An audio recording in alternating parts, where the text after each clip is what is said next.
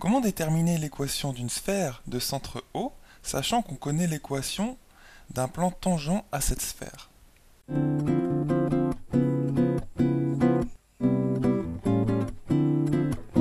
Bonjour et bienvenue sur StarMath TV. Aujourd'hui, dans un exercice de géométrie dans l'espace, nous avons un plan d'équation z égale 3 qui est noté P, et nous devons déterminer une équation de la sphère S de centre O telle qu'elle soit tangente au plan. Alors je vais d'abord te montrer en deux dimensions ce que donne la tangence non pas d'un plan sur une sphère, mais d'une droite sur un cercle. Alors je vais te faire un schéma. Donc voici le schéma rapporté en deux dimensions. Donc au lieu de la sphère, j'ai considéré un cercle noté C de centre O, et au lieu du plan P, j'ai considéré une droite notée delta, ici en rouge. Et qu'est-ce que c'est qu'une droite que la droite delta tangente à ce cercle? Eh bien c'est la droite qui effleure notre cercle en un seul point, et ce point est celui-ci. On peut le noter par exemple H, et de telle sorte que le rayon ici OH, qui est bien un rayon de notre cercle C, eh bien ce rayon, il est perpendiculaire à la droite rouge. Donc en deux dimensions, la droite ici en rouge est tangente au cercle, de telle façon à ce qu'elle touche le cercle en un seul point, qui est H, et le rayon OH, donc la droite OH aussi, est perpendiculaire à notre droite delta. Alors qu'est-ce que ça donne en 3D? Voyons ça tout de suite. Je vais donc faire une figure en 3D représentant notre sphère S et notre plan d'équation z égale 3, et je vais mettre tout ça dans un repère orthonormé OIJK, donc I l'axe des abscisses, J étant l'unité de l'axe des ordonnées, et K le vecteur unitaire de l'axe Z. Quand je dessine une figure en 3D, donc une figure en géométrie dans l'espace, j'utilise toujours pour le repère orthonormé ce qu'on appelle le trièdre direct, sachant que le pouce représentera l'axe X, l'index représentera l'axe Y, et ton majeur représentera l'axe Z. Il faut toujours utiliser ta main droite, et donc tu obtiens, en mettant tes doigts comme ceci, tu obtiens un trièdre direct. D'accord? Et c'est une façon de représenter toujours le même repère orthonormal. Donc voici la figure. Nous avons notre repère orthonormé, donc X, Y, Z. Donc autrement dit O, I, J, K, sachant que I, J et K sont les vecteurs unitaires suivant les trois directions. Et j'ai tracé dans un premier temps le plan P, qui est d'équation Z égale 3. Donc Z égale 3, qu'est-ce que c'est? Ça correspond ici, suivant l'axe Z, à donc Z égale 3. Donc 1, ça c'est le vecteur unitaire, donc on arrive ici à 1, 2 et 3. Donc on arrive à un point qui est de coordonnées 0 suivant l'axe X, 0 suivant l'axe Y et 3 suivant l'axe Z. Donc voici les coordonnées de ce point-là. Et ce point-là correspond en fait à notre point H de tout à l'heure en 2D. Donc je vais le noter aussi H.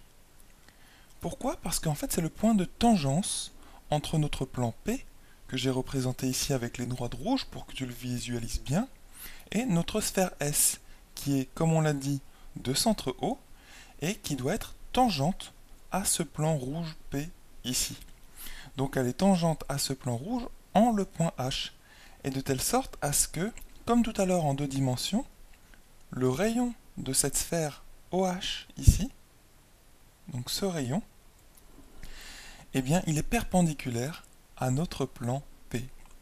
Donc finalement, nous, on doit donner une équation de la sphère S ici, et tu sais qu'une équation de sphère S donc en 3D, puisque c'est une sphère, et quand elle est centrée cette sphère, eh bien l'équation cartésienne de cette sphère est du type x2 plus y2 plus z2 égale r2, avec r son rayon. D'accord? Donc, quand tu connais cette forme générale d'équation cartésienne de sphère, centrée en O, donc l'origine du repère orthonormal considéré, alors ici tu peux trouver complètement son équation. Donc en fait, il suffit de déterminer en fait l'inconnue restante, à savoir R, en sachant que R, c'est OH. Ici, R égale OH. Et quand tu as fait la figure en 3 dimensions, tu le vois tout de suite. Et c'est pour ça que je te recommande le plus souvent de faire une figure. Donc ici, vu que R égale OH et que tu connais OH, d'ailleurs ici, je me suis trompé, hein, H, il n'a pas pour coordonnées 0, 3, 3, mais il a pour coordonnées 0 suivant l'axe X, 0 suivant l'axe des ordonnées, et 3 suivant l'axe des Z. Donc ici, c'est 0 suivant l'axe des Y. Donc il a pour coordonnées 0, 0, 3. Donc c'est très très facile de connaître la distance entre 0 et H, à savoir cette longueur OH. O, bien sûr, il a pour coordonnées 0, 0, 0, puisque c'est l'origine de notre repère orthonormé. Et donc, la distance entre ces deux points, c'est tout simplement la distance suivant l'axe Z. Donc pas besoin d'appliquer la formule pour calculer la distance entre deux points dans l'espace. Il suffit de voir que cette distance, c'est juste ZH moins ZO. Et ZH, c'est 3. Et ZO, c'est 0. Donc 3. Hein, donc le rayon ici R, qui est égal à OH, il vaut dans notre cas 3. Et donc, quand tu as fait une figure, quand tu as vu que H était le point de tangence et que OH correspondait au rayon de notre sphère, eh bien tu peux déterminer facilement l'équation de notre sphère en disant que elle est x2 plus y2 plus z2 égale non plus r au carré, puisque r c'était l'inconnu, on cherchait r pour avoir notre équation de sphère dans notre cas ici. R vaut 3, donc en fait on obtient 3 au carré, à savoir 9. Donc voici l'équation de notre sphère S. Une équation cartésienne, c'est-à-dire qu'elle fait intervenir les coordonnées x, y, z. Donc ça veut dire que si tu as x, y, z étant les coordonnées d'un point M dans l'espace, d'accord, n'importe où dans ton espace, mais que tu as ces coordonnées qui vérifient cette équation, eh bien ça veut dire que ton point M est sur ta sphère. D'accord? Donc si tu prends n'importe quel point M ici de ta sphère,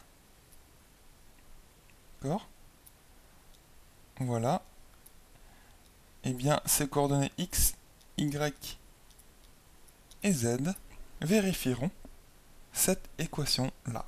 Voilà, donc la conclusion de cet exercice, qui n'est pas vraiment un exercice compliqué, c'est qu'il faut vraiment, le plus souvent possible en géométrie dans l'espace, faire une figure pour bien te représenter les choses, pour bien voir comment elles fonctionnent, pour bien voir ici comment les formes étaient agencées, c'est-à-dire comment la sphère était par rapport à notre plan P que l'on connaissait puisqu'on connaissait son équation.